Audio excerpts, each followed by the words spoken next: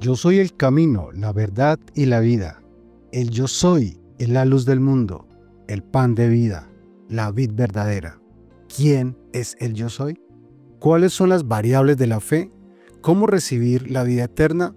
Los invitamos para que nos acompañen en el estudio de la Masterclass de esta semana.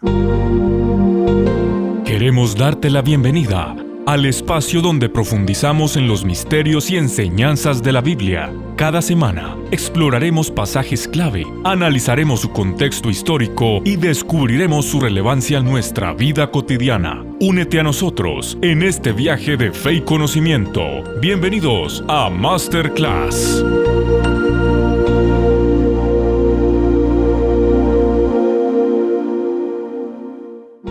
Bienvenidos a la Masterclass. Es un gusto estar aquí con ustedes cada semana estudiando las verdades bíblicas. El tema de hoy es la fuente de vida. Recuerden que estamos en el Evangelio según San Juan, una serie que nos ha permitido conocer muchas facetas, muchos testimonios y muchas historias alrededor de la misión o la venida del Señor Jesús a esta tierra. Le damos la bienvenida a nuestro panel que está en estudio, los que nos acompañan aquí, al profesor Mario que está vía remota. Y justamente, pastor, con la bienvenida y el cordial saludo.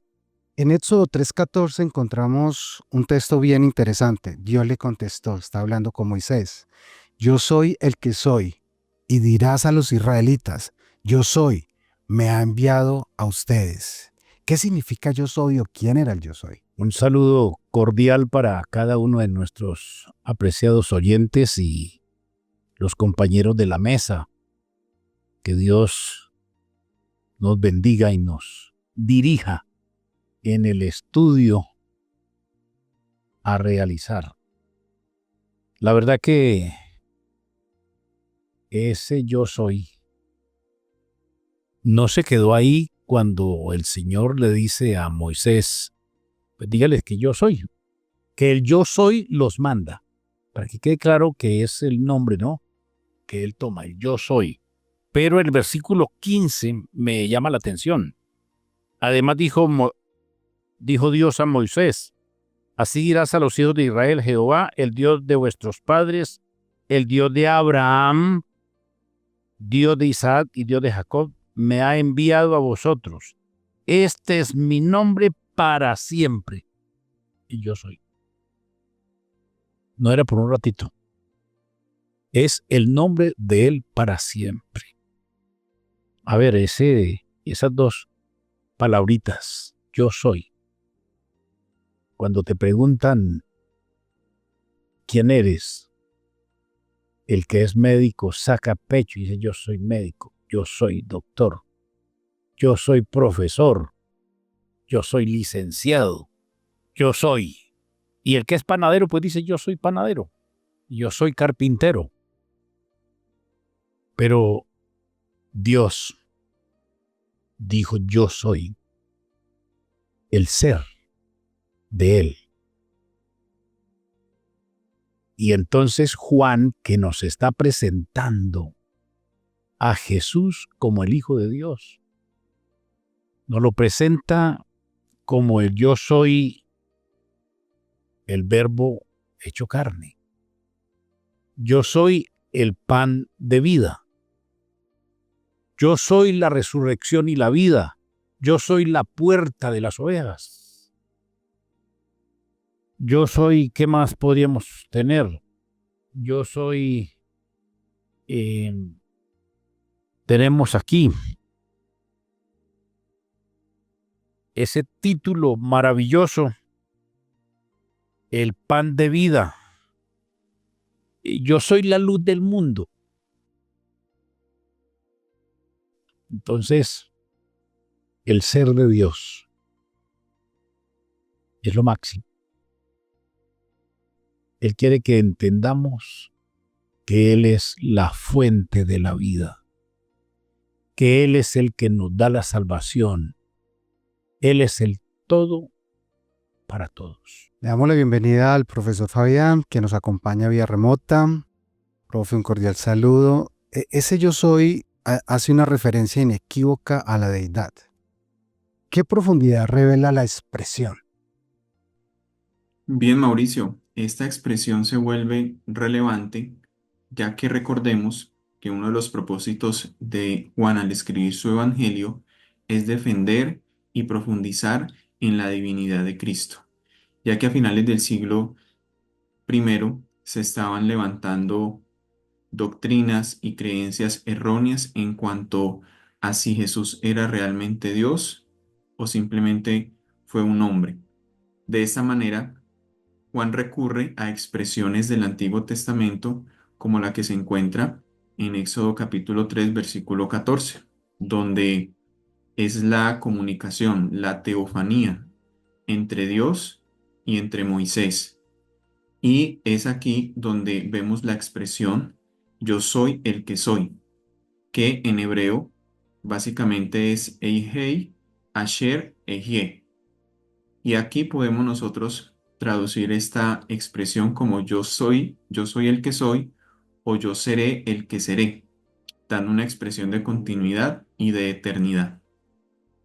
En el contexto del Evangelio de Juan, Jesús recurre a esta expresión y Juan la ratifica, dando a entender de que Él es divino, de que Él es Dios, de que hay que compararlo con Dios, es igual a Dios, de que no es una criatura, de que no es un mensajero, sino que es Dios encarnado que vino a mostrar el carácter de Dios. Así que esta expresión va tomando relevancia no solamente en el Evangelio de Juan, sino en todo el Nuevo Testamento, ya que la primera traducción del versículo de Éxodo capítulo 3 versículo 14 es de la Septuaginta. Entonces, cuando los traductores, los copistas, empezaron a dar una traducción de esta frase tan relevante para el judaísmo, que es yo soy el que soy, y que posteriormente se va a conocer como el tetragramatón, Yahvé. Ellos van a empezar a utilizar una expresión en griego para este nombre de Dios, que va a ser Kyrios en la traducción de la Septuaginta. Entonces, Kyrios se va a convertir en la posibilidad, en lo más cercano, en que ellos van a tomar para poder darle un significado parecido, pero no tan profundo como lo es en realidad la expresión Yahvé a través de la palabra Kyrios. Cuando los escritores del Nuevo Testamento van a hablar de Jesús, es muy curioso, Mauricio, que ellos van a utilizar esta expresión. Ellos van a utilizar la expresión que nosotros hemos estado mencionando, que es Kyrios. Entonces, encontramos que en el Evangelio de Juan, él utiliza la expresión 18 veces. Y una de las más relevantes, podríamos decir, dice por acá, después de la resurrección, Juan capítulo 20, versículo 28. Respondió Tomás y le dijo, Señor mío y Dios mío. Kyrios lo menciona. Entonces, eso es una connotación importante, entender de que las expresiones del Antiguo Testamento van a tomar y van a seguir vigentes en el Nuevo Testamento para resaltar la divinidad de Jesús. En Juan 1.1 y Juan 1.4 encontramos en el principio era el verbo estaba con Dios y el verbo era Dios. En él estaba la vida y la vida era la luz de los hombres. También le damos la bienvenida al profesor Mario, que nos acompaña vía remota. Un cordial saludo, profe. ¿Qué implicaciones tiene dar vida y por qué es tan enfático? En él estaba la vida y la vida era la luz. Cordial saludo, Mauricio, nuestros amigos de Masterclass, qué bueno saludarlos, profesor Fabián y pastor Argenil, un abrazo para ustedes, qué bueno estar aquí compartiendo nuevamente en esta clase. Pues mira, cuando hablamos de el yo soy de Juan capítulo 1, si lo ponemos en la perspectiva del primer siglo de la era cristiana y probablemente la intención comunicativa del autor, quien aceptamos por tradición y evidencia de alguna manera que es Juan, pues él intenta interpretar la Tanaj hebrea. Específicamente es posible que esté tratando de interpretar Éxodo y Shemot 3.14, 3.15. En el intermedio hay una versión mi apreciado Mauricio, que es la Septuaginta, año 246 antes de Jesucristo, que es la versión de Ptolomeo II Filadelfo, la cual quizás es la que acuña en la traducción del hebreo al griego la expresión yo soy, I am en inglés. Y se va a perpetuar en el cristianismo, se va a consolidar un poco más desde la influencia posiblemente de la Septuaginta para lo que serán los primeros escritores canónicos del Nuevo Testamento, y quienes por supuesto tienen la intención de que la literatura del Nuevo Testamento valide o legitime la persona de Jesús. Algunos tratadistas hebraicos consideran que la mejor traducción no necesariamente es yo soy, es yo seré el que seré. Ese es un análisis bastante interesante respecto a esa expresión. Pero tomando específicamente la expresión de Juan, la implicación es una validación y legitimación del Hijo de Dios, de Jesús, como lo aceptamos en el cristianismo emergente desde el primer siglo hasta nuestros días, dándole también ese halo de divinidad y ese ser real y sobrenatural que aparece. En él estaba la luz, y la luz, él era la vida para los hombres también. Pues obviamente está dándonos a entender que tiene una correlación bastante interesante posiblemente con el libro de Bereshit o Génesis, donde nos aparece la vida, la creación, el personaje llamado Elohim, que está apareciendo y que está dando vida y que tiene la capacidad de hacer o crear, al menos desde la perspectiva como lo interpretamos en el cristianismo, crear desde la nada. Entonces es esa manifestación sobrenaturalista. Nuevamente, como hace 8 días compartía junto con ustedes, la expresión supernaturalista que se vuelve típica y particular desde la perspectiva canónica neotestamentaria porque necesita que se valide desde la expresión del Antiguo Testamento. Por supuesto, nuestra línea interpretativa en el cristianismo clásico, como lo vivimos o lo expresamos o lo experienciamos, es sobrenaturalista, porque asumimos que Dios reveló las Escrituras y efectivamente se manifestó a través de la persona del Hijo de Dios. Profe, asumir que Dios es el que da vida modifica la cosmovisión en algo de una persona.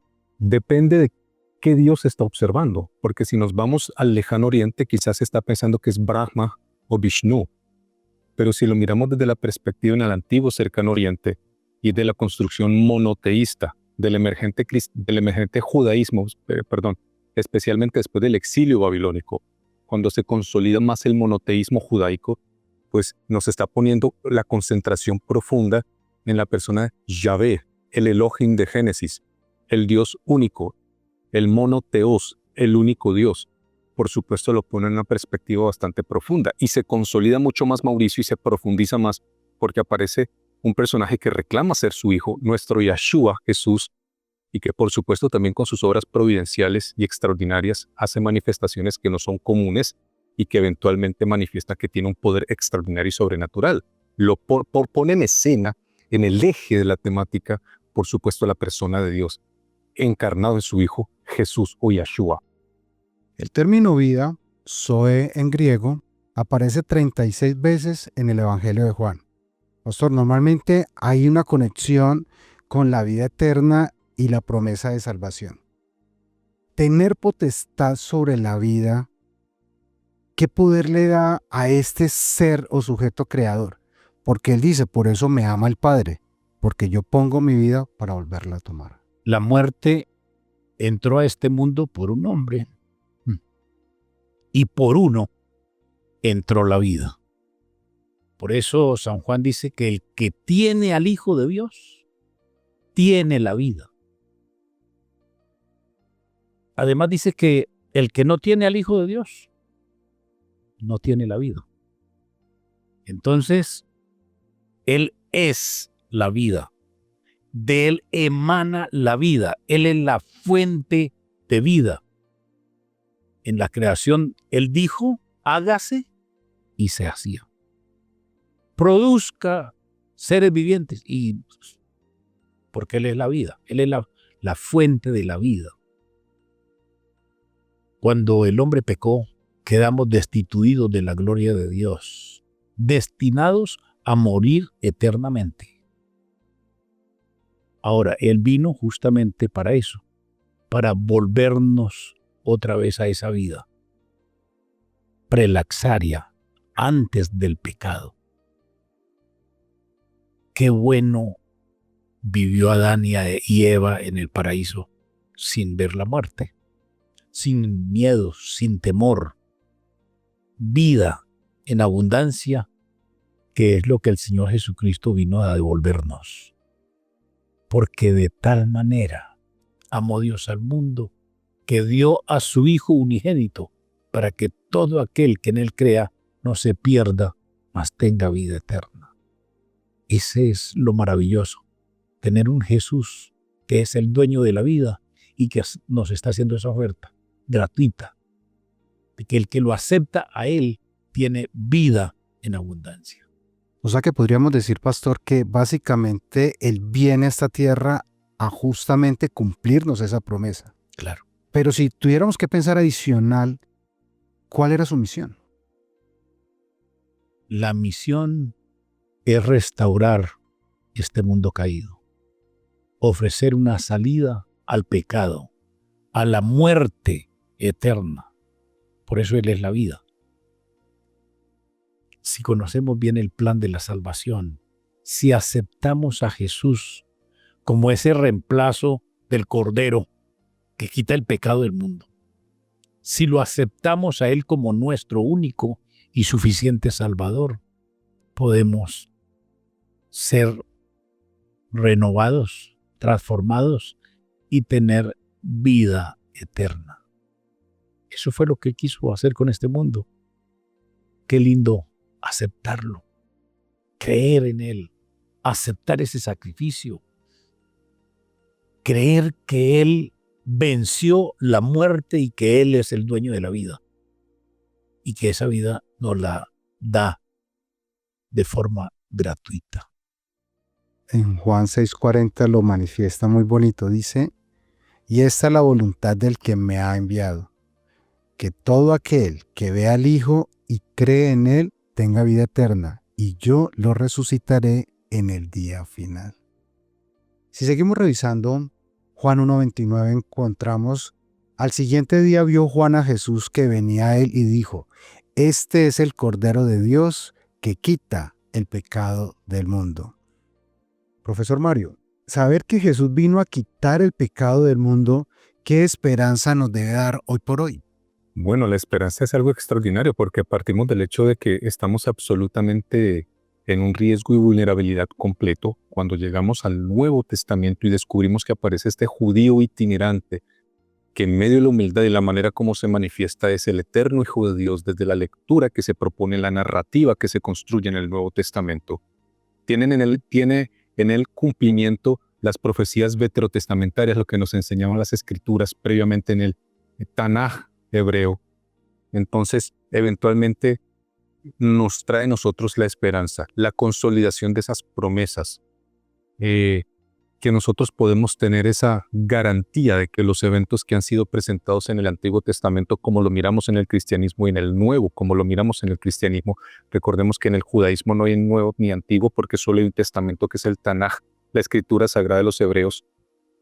Pero por supuesto que la esperanza es algo extraordinario. Empezando, Mauricio, porque no solo será Juan ni los evangelistas, tendremos otro apóstol que será extraordinario, que es el apóstol de los gentiles, o a los gentiles que es Pablo, o Saúl, o el rabino Shaul, o Saulo, que lo que hará es presentarnos a nosotros de una manera inconmensurablemente hermosa cómo se cumplen en Cristo Jesús todos estos aspectos teológicos que lo consolidan como la esperanza materializada de la divinidad caminando sobre la tierra. Y sin Él nada tiene sentido. Él es el sentido absoluto de todas las Escrituras, Antiguo y Nuevo Testamento. Él es lo máximo. Y como dice el libro de los Hebreos, Jesús es la máxima revelación de la persona de Dios. Nada lo supera. En Juan 3:14 encontramos, y como Moisés levantó la serpiente en el desierto, así es necesario que el Hijo del Hombre sea levantado, para que todo aquel que en él crea no se pierda, sino que tenga vida eterna. Esa expresión vida eterna y sus equivalentes aparecen al menos 17 veces en el Evangelio de Juan. Es el poder vivificante que produce salvación y da sentido a nuestra existencia actual. Y aquí es donde tenemos que empezar a bajarlo y empezar a hacernos la pregunta hoy por hoy. La vida sin fin, esa eternidad que el Señor nos está prometiendo, profesor Fabián, ¿cómo recibimos o aseguramos esa vida? Está escrito, es una promesa, pero ¿cómo hoy podemos tener la certeza de que la vamos a heredar? La expresión vida eterna va a ser fundamental para las creencias cristianas, ya que a través de todas las enseñanzas y lecciones de Jesús aquí en su ministerio terrenal, encontramos que este fue uno de sus comunes denominadores. Más allá de la fe, más allá del amor, más allá de la paz, también encontramos un mensaje de vida, pero un mensaje de vida eterna, que es un resultado final, que es a lo que debe esperar el cristiano. Es la esperanza del creyente y es vivir una vida más allá de lo imaginable, más allá de lo que conocemos en materia, en espacio, en todo lo que nosotros podemos experimentar aquí en la tierra. Entonces Jesús da un mensaje de esperanza que es la vida eterna. Y sabes, esto fue uno de los mensajes más contundentes en el primer siglo, segundo, tercero y hasta el cuarto siglo, donde empezaron las persecuciones cristianas y más allá de las persecuciones en la sociedad romana, porque los romanos van a adoptar, como sabemos, la religión cristiana y el mensaje de la vida eterna va a ser contundente para que ellos crean en Jesús y en el cristianismo, dado que es un una postura completamente diferente a lo que ellos conocían. Entonces ellos entender y conocer la vida eterna, como la enseña el cristianismo, va a ser el mensaje esperanzador para ellos. Les va a brindar una opción completamente diferente a lo que les está ofreciendo, eh, lo que les está ofreciendo la política o el imperio romano. Asimismo, los mártires, los nuevos creyentes, van a tomar este mensaje de la vida eterna como fundamental para creer y consolidarse en la fe y aún entregar su vida por Jesús, porque al creer en una vida después de la muerte, en el sentido de que es Jesús el que la da nuevamente, no es que mueran y ellos van a una vida diferente o a una vida fuera del cuerpo, no. Eso no es lo que enseña la teología de la vida eterna y la creencia como tal, sino que es Jesús el que vuelve a dar la vida a través de la resurrección, a través de esa esperanza y promesa que nos da Jesús. Ahora, este concepto nosotros lo podemos entender también y es que tiene mucha influencia griega. ¿En qué sentido? Aunque Jesús no se dejó influenciar con estos pensamientos y filosofías griegas, tristemente el cristianismo va a venir adoptando pensamientos y filosofías griegas dentro de sus creencias y dentro de su teología. Tristemente, va a haber una amalgama de pensamientos, de tal manera que los griegos creían en una vida después de la muerte, sí, correcto, en una vida eterna, pero no es la que viene a enseñar Jesús de esta manera. Nosotros dentro de la filosofía griega, dentro de la mitología griega, se entiende que cuando una persona moría, ella debía ser quemada. Ellos no tenían ningún problema con la cremación, como si la tenían los egipcios. Los egipcios tenían grandes problemas con la cremación, por lo que conservaban el cuerpo lo más posible que les fuera, de tal manera que los órganos eran colocados en vasijas diferentes, pero el cuerpo debía permanecer intacto porque debía llegar a, al otro mundo de en las mejores condiciones. Pero los griegos no van a tener este problema.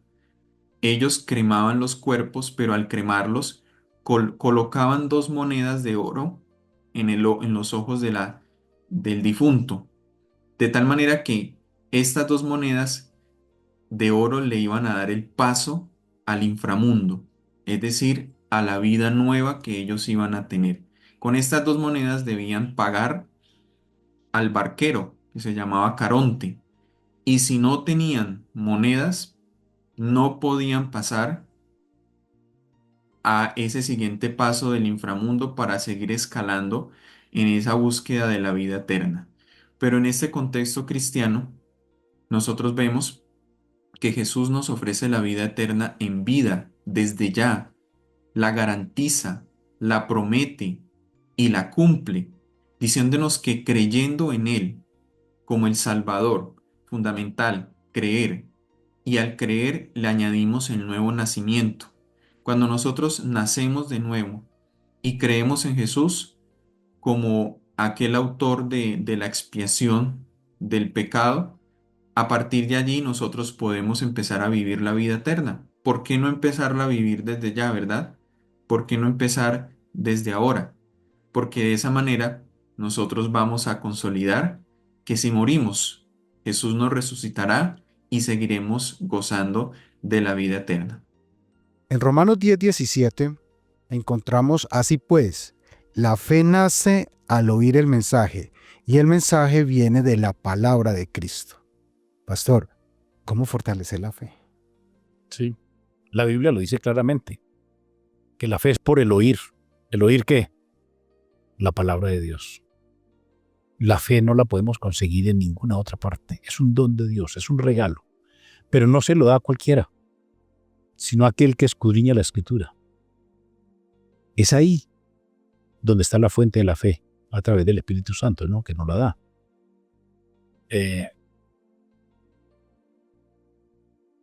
Hay falsa fe, ¿no? Usted sabe que Satanás se ha inventado todo lo que el Señor hace bueno, él se lo falsifica. A eso le llamamos la estrategia paralela. Sí, la estrategia paralela. Y la fe se confunde a veces con otra cosa que se llama la presunción. Y hay gente que presume de fe y no es fe verdadera. La fe verdadera nos lleva a una entrega total a Dios. Nos lleva a escudriñar las Escrituras para que la Escritura me diga a mí lo que debo hacer, no que yo deba interpretar la Biblia a mi gusto, a mi manera. Cuando hacemos cosas que no van con la voluntad de Dios y le pongo la fe y digo que la fe me va a salvar, eso no es fe, presunción. Así sean cosas muy buenas, ¿no? A un hermano le dijeron no predique más el evangelio en este sector, tenga la bondad y no lo queremos ver con esa Biblia por aquí, hágame el favor y se va del sector y no más predicar. Y él dijo que él tenía mucha fe en Dios y que el Señor lo iba a librar. Y se fue y siguió predicando y haciendo grupos pequeños en el lugar donde no podía hacerlo. Y hoy no está con nosotros. Y lo mataron. ¿Era fe o presunción? Entonces, ¿la fe es necesaria? Lógico que sí. La verdadera fe es por el oír la palabra de Dios.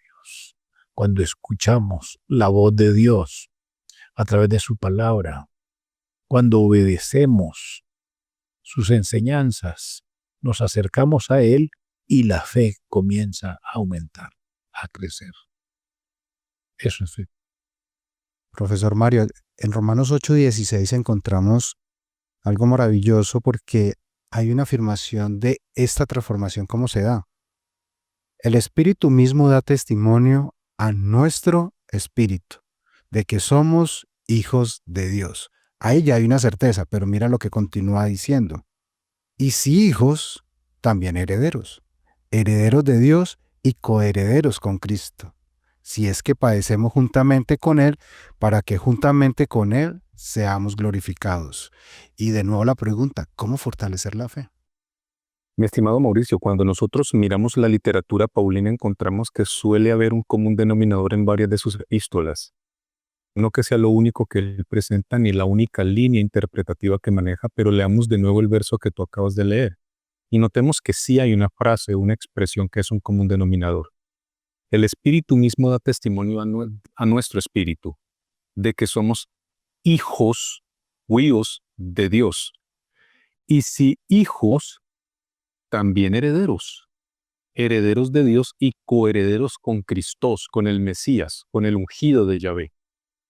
Si es que padecemos juntamente con Él, para que juntamente con Él juntamente vinculados, seamos glorificados.